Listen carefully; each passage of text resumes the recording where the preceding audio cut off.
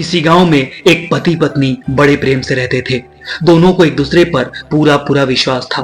पत्नी के प्रेम के कारण पति अपने घर वालों से अलग हो गया था। पति ये जानता था कि उसके माता पिता बहुत सीधे हैं, लेकिन फिर भी वो अपनी पत्नी के लिए उनसे लड़ता रहता था। वो हमेशा ही अपनी पत्नी का पक्ष लेता था। विशेष बात को भी वो माता पिता भाई बहन को ना बताकर सिर्फ अपनी पत्नी को ही बताया करता था। एक दिन वो घूमता हुआ गांव के काका के पास पहुंचा। काका बहुत ही अनुभवी व्यक्ति थे। उसने काका से अपनी पत्नी की प्रशंसा की। उसने काका को बताया कि बड़े से बड़ा राज वो अपनी पत्नी से नहीं छिपाता।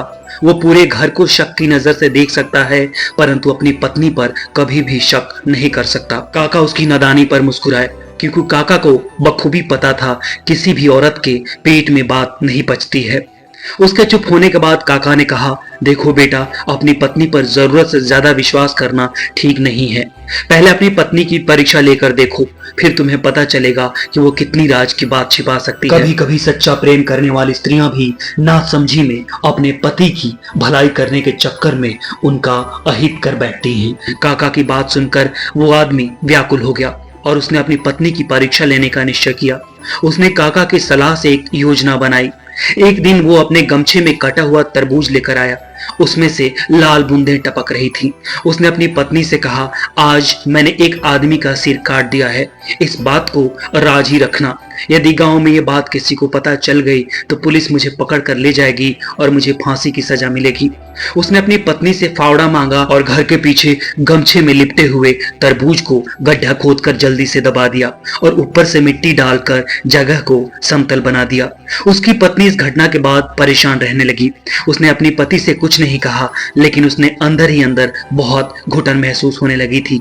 वो अपने मन के बोझ को किसी तरह से हल्का करना चाहती थी। दुखी होकर उसने ये बात अपनी पड़ोसन को बता दी।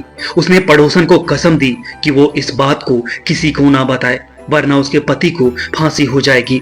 उस महिला ने ये बात अपनी पड़ोसन को बता दी। ये बात एक ने दूसरे को, दूसरे ने तीसरे को, तीसरे ने चौथे को बता दी। इस प्रकार ये बात पूरे गांव में फैलते फैलते पुलिस थाने में भी पहुंच गई। दूसरे दिन दरोगा साहब कुछ सिपाहियों को लेकर उसके घर पहुंच गए। दरोगा ने उसकी पत्नी से पूछा, जल्दी बताओ कि तुम्हारे पति ने सिर कहां पर दबाया है। यदि तुमने सच सच नहीं बताया तो तुम्हें फांसी लगा दी जाएगी। दरोगा की डांट सुनकर उसकी पत्नी डर गई। वो स्थान दिखा दिया जहां पर उसके पति ने गड्ढा खोदकर कुछ दबाया था।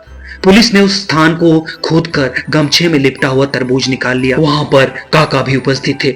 उन्होंने पुलिस को बता दिया कि इसने अपनी पत्नी की परीक्षा लेने के लिए ये नाटक किया था। इसके बाद सब लोग अपने अपने घर चले गए। काका ने कहा, बेटा, तुम्हें अपनी पत्नी पर आंख बंद करके विश्वास नहीं करना चाहिए था।